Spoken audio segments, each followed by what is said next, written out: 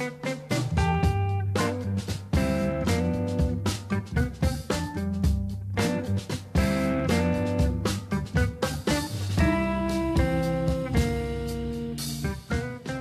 name is Dolph Smith. I'm Vita Reed. George Robert Hunt. Larry Edwards. Anna Maud Mahaffey. Murray Reese. I was born in Poland in 1940. Granite, Oklahoma. Jackson, Mississippi. I was born in Memphis, Tennessee in 1933. 1934. 1911.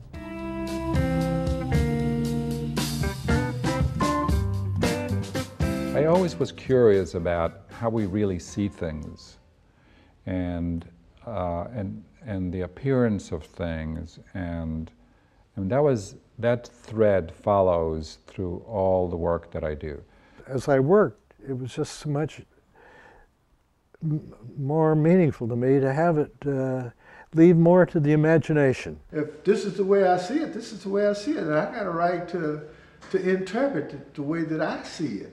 The abstract does mean something to me, always means something, and when it doesn't, I know it, and I'll keep working on the painting until something happens, it comes alive.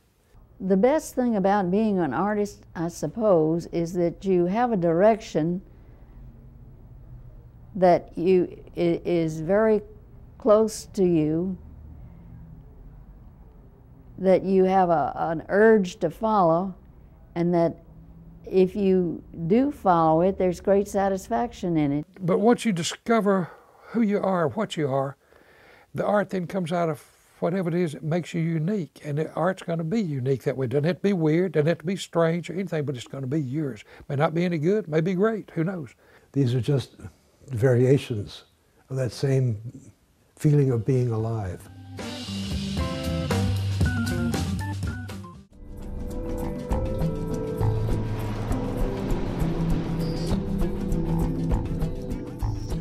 Sammy Golston. I was born in Memphis, Tennessee. My name is Aretha Lynn Chambers. I was born June 16, 1967. My name is Kim Dunlap, and I was born in Cordell, Oklahoma, but live in Memphis, Tennessee now.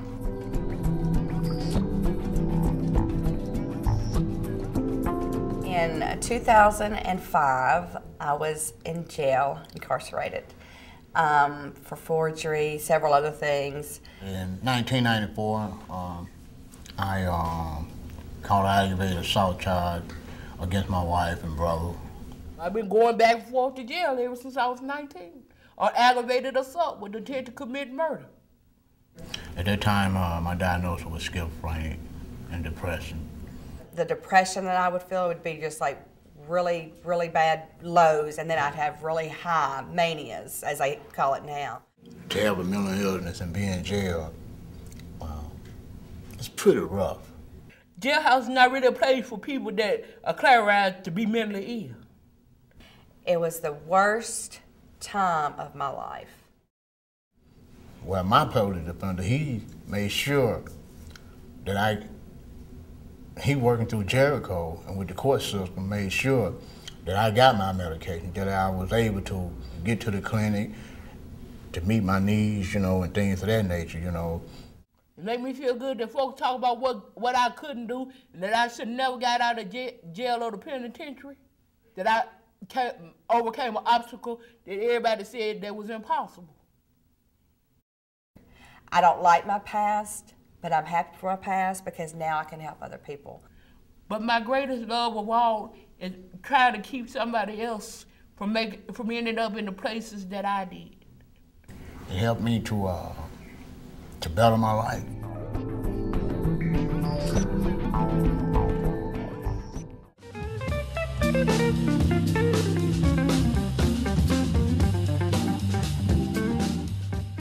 I'm Charles Metcalf Crop.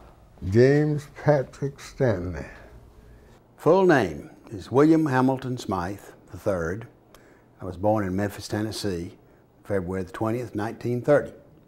I was born on the island of Hainan, which is just south of China. I was born March 29th, 1932 in Tupelo, Mississippi. I was born in Jackson, Mississippi, July the 19th, 1936.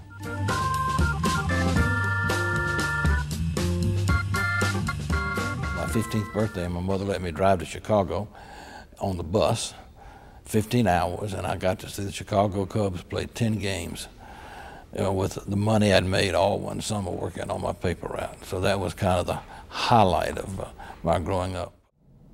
We had a typhoon, and I didn't know it was a typhoon. I was just a little girl, and I was in bed, and the rain was pouring in on me. And I just started crying. And my mother came in and picked me up and took me out in the hallway and said, "Don't worry, Mary, we'll be going downstairs." And all I can remember is looking down and seeing this rush of water. Down the street from us, Professor Gnusy, I guess it was G-N-U-S-E. Well, this was the beginning of the Depression in 1930, 31, long about in there. And people kept, whether it was depression or just the fact that most everybody came from a rural background, he had a hen house.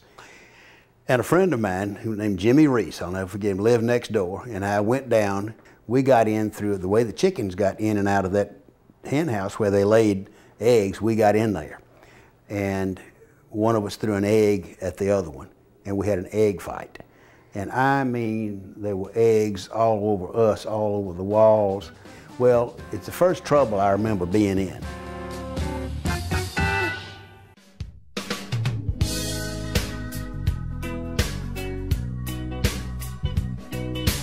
The mission of Bridge Builders is to develop among high school students a group of future leaders who can lay aside individual, social, economic, and cultural differences and work for the benefit of all.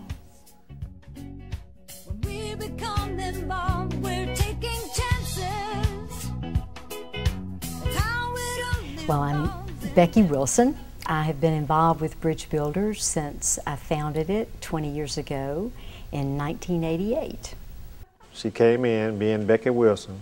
She came over and we talked. She said she had this idea about trying to get the schools, since this community was divided, get these kids together, get to know each other. And this is about really providing these kids an opportunity to live life to the fullest, to get rid of baggage, to get rid of pain and difficulty, to make sense of joy, to make sense of challenge. That's such the beauty of Bridge Builders to me, is that it provides that safe haven for young people to just be who they are. It was kind of me figuring out more about who I am, what makes Vanessa Vanessa.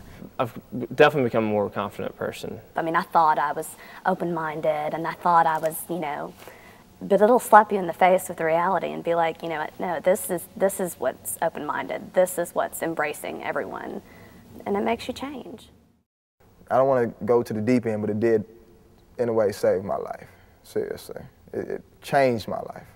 It separates you from that little bubble that you've grown up in, and it really gets you to get outside your comfort zone and learn a lot more about you than you ever thought possible.